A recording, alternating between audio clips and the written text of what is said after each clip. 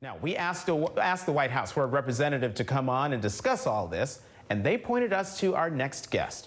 Joining me now is Andrew Puzder, former CEO of CKE Restaurants and President Trump's former nominee for Secretary of Labor before he withdrew his name in February. Mr. Puzder, thank you very much for being here this morning. Nice to be here, Jonathan. Thanks. So help me out with something, because there seems to be a bit of tension within the Trump administration. On the one hand, you have the Treasury Secretary, Steve Mnuchin, who says that the debt ceiling must be raised, it should be clean, and it must be done as soon as possible. But on the other hand, the White House Budget Director, Mick Mulvaney, thinks that maybe there should be some horse trading done, that there should be some conditions placed on raising the debt ceiling. You know the economy, you're a businessman. Which do you think the White House should, which path do you think the White House should pursue?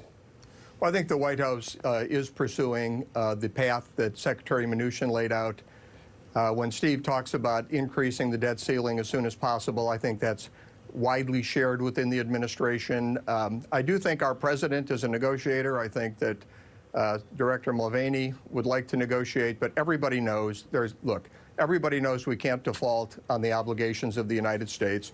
The debt ceiling will be increased, and the administration's behind it, I believe, 100%. Mm-hmm. Okay, well, there's a difference between increasing the debt ceiling, which is increasing the legal limit on federal borrowing. Everyone agrees that that should happen, but how it should happen seems to be what the tension is, whether there should be conditions placed on raising it, or if Congress should just do a clean raising of the debt ceiling with no conditions placed on it, no horse trading over anything related to budget matters, cutting spending, or anything like that.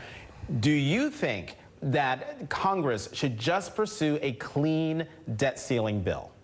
It depends. It depends upon whether the leadership in Congress believes that it can actually accomplish more good by trying to attach things to a debt ceiling increase, or whether that's just not achievable in this political climate, and we've got a lot of opposition from both sides. The bottom line is whether you can get a little more or whether you just need to do it cleanly, it needs to be raised. Everybody knows it needs to be raised, and it will be raised. So we're just going to have to wait and see what Congress does with respect to negotiating any details. But, Mr. President, can any good come from attaching any conditions to raising the debt ceiling, especially in this political climate that we have now, where Republicans can't agree amongst each other about what should be done, and then you bring in the Democrats, get them involved, and we could possibly see a situation, given the political tensions plus all the things on the docket, that the debt ceiling falls by the wayside, and we do, as a nation, end up defaulting.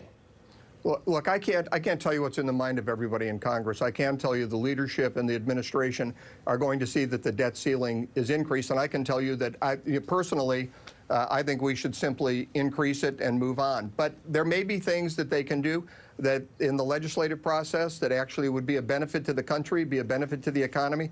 We've got a lot of issues with respect to the way that budgets are set, with whether or not we should be spending as much money as we're spending. We're going to have almost a $700 billion deficit this year based on that CBO report. We're spending way too much money. So there are things that need to be done, but clearly the debt ceiling needs to increase, and it will increase. But I just want to be clear, Mr. Puzder, you're not saying that there needs to be cuts in the 2018 budget as a condition for raising the debt ceiling. No, and we don't have a 2018 budget. We have President Trump has proposed a budget. We haven't had a budget in years, and here we've got $20 trillion almost in debt. No, there is no set budget yet. I'd love to see a proposal from the Democrats. The president's made a proposal to balance the budget in 10 years without cutting Social Security or Medicaid. I think that's a good proposal. We need to move forward on all of these fronts, but we definitely need to make sure that the sovereign debt of the United States is paid. Mr. President, is that even possible to balance the budget in 10 years and not touch entitlements, not touch Social Security, not touch Medicaid, Medicare? Yeah, in fact, the budget that the president proposed takes us from $4 trillion in spending this year up to about $5.7 trillion in spending. So it's almost a 40% increase from what we're spending now. So it is possible to do it. He's proposed a budget that does it. It uses as a baseline the House bill on repealing and replacing Obamacare and his proposal on reforming the tax code, which are two things that we really need to get done to have a better feel for where a budget can go until Congress accomplishes those two goals, or we know they're not going to. It's very difficult to project where we're going to end up. But yeah, it's absolutely possible, and there is a proposal on the table that could accomplish that. On a scale of 1 to 10, how confident are you that by October 2nd, the United States Congress will have raised the debt ceiling? I don't know about October 2nd, but before there's a default, which CBO says probably would be about the middle of October, I'm 100% confident, a 10, that the debt ceiling will be raised in a timely manner. Okay, I want to share your optimism, Mr. Puzder. Thank you very much, Well, I hope Andrew you do. Puzder. Thanks, Jonathan.